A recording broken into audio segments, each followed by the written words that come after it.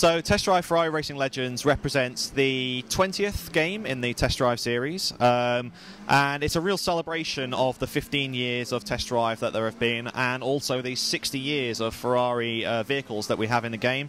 Everything from 1947 to the modern day. And as I say, it's really about celebrating both Ferrari in terms of the aspirational cars and that they have, and the combination of beauty and power that they have. I mean, if you ask anybody what their dream car is, it's likely to be a Ferrari, yeah. And Test Drive has always been synonymous with beautiful, exotic locations and vehicles and stuff. So it's a perfect marriage right there. And the game basically takes you through that 60 years of Ferrari by taking you through a golden, a silver, or a modern era, and allowing you to basically explore the history of Ferrari, put yourself in the driver's seat, literally as like a test drive or something like that for Ferrari, like experiencing these cars for the very first time, and also being a professional racing driver and taking part in real races that happened either in the past or in the modern day.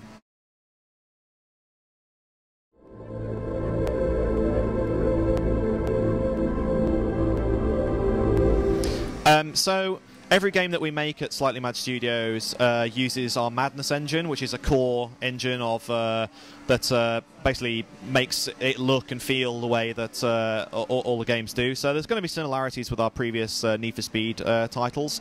As ever, though, depending on what game is being currently created, the engine gets upgraded or changed, or new things get added on, or things like that. So for Ferrari, it's based off a core engine, but so there'll be a vague similarity to how it feels, how it looks, things like that. But we've also taken out a lot of the things that were in previous titles, like XP systems and leveling up and things like that, because they're just not appropriate for this particular game. You know, this particular game is about looking at the Ferrari history in a respectful and prestigious manner, and therefore we've taken out some of the more arcadey elements that were in our previous titles to give it to take it more in the direction of that kind of realistic, authentic title.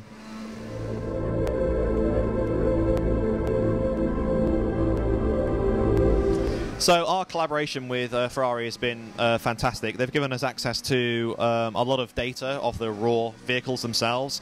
I mean, I always talk about the car artists, when they create the cars and things like that, they're not just looking at a picture of a car and then trying to make it as good as they can do. I mean, there's a direct one-to-one relationship with the craftsmanship that happens on a real vehicle and how it's digitally created as well.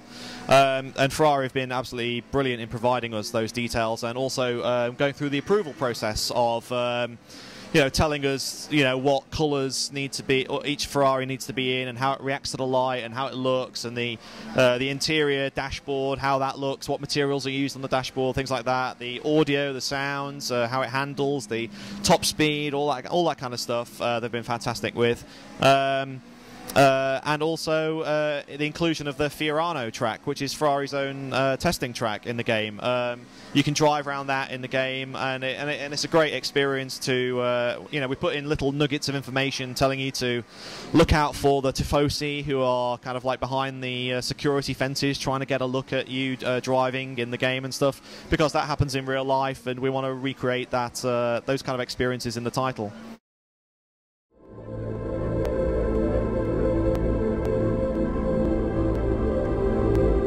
So the multiplayer experience in racing games is generally whoever has the most money, or whoever knows the dark art of tuning and upgrading is usually the winner. So if I were to go on with a bunch of strangers, the chances of me winning are pretty random, because the people that I'm facing may either have more money than me and therefore have bought more upgrades for their vehicle, or they are just absolute boffins and scientists when it comes to going behind all the sliders and things that you can change to make your car increase the top speed and acceleration, things like that. And so it's not a very nice experience to go online with those kind of people, because you either don't stand the chance, or there's one clear guy who's out in front, and it's not very inviting, especially to a casual audience.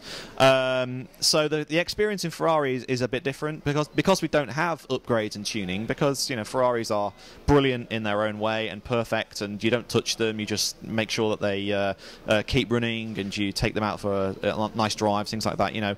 It's a totally different multiplayer experience. When you go online, you know that you are facing other drivers in exactly the same cars, and therefore it puts the focus back on driver skill as opposed to who's got the most money or who's tuned their car the best. You are stood on the starting grid, and everyone's on an equal playing field, and all it comes down to is how good you are behind the wheel or behind the gamepad. So it's a very different experience in test drive, and it's a lot more compelling and a lot more challenging as well.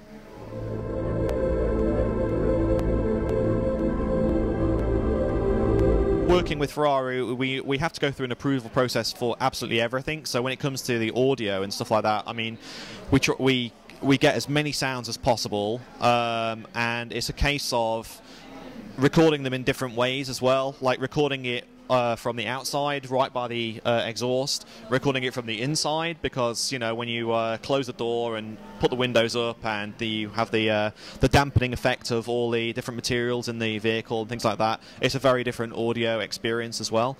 And then also what it sounds like from the grandstand, when you have like the replays and things like that, what's the audio sound like from there as well. So we try to get as much information as possible and then feed that back into the game, and then we send that off obviously to Ferrari for their approval. And if they don't think it sounds right, it doesn't go in the game, and we go back to square one and try and get it better. So yeah, it's absolutely authentic.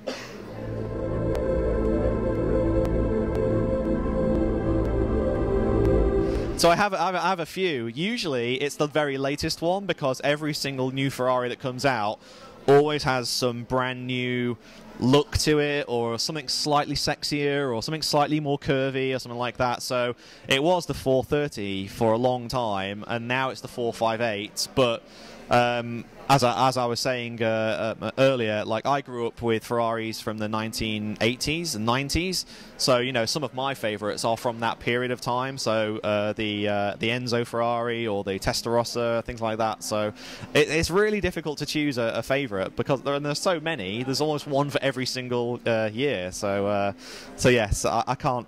It's like trying to choose your favourite child. I can't do it.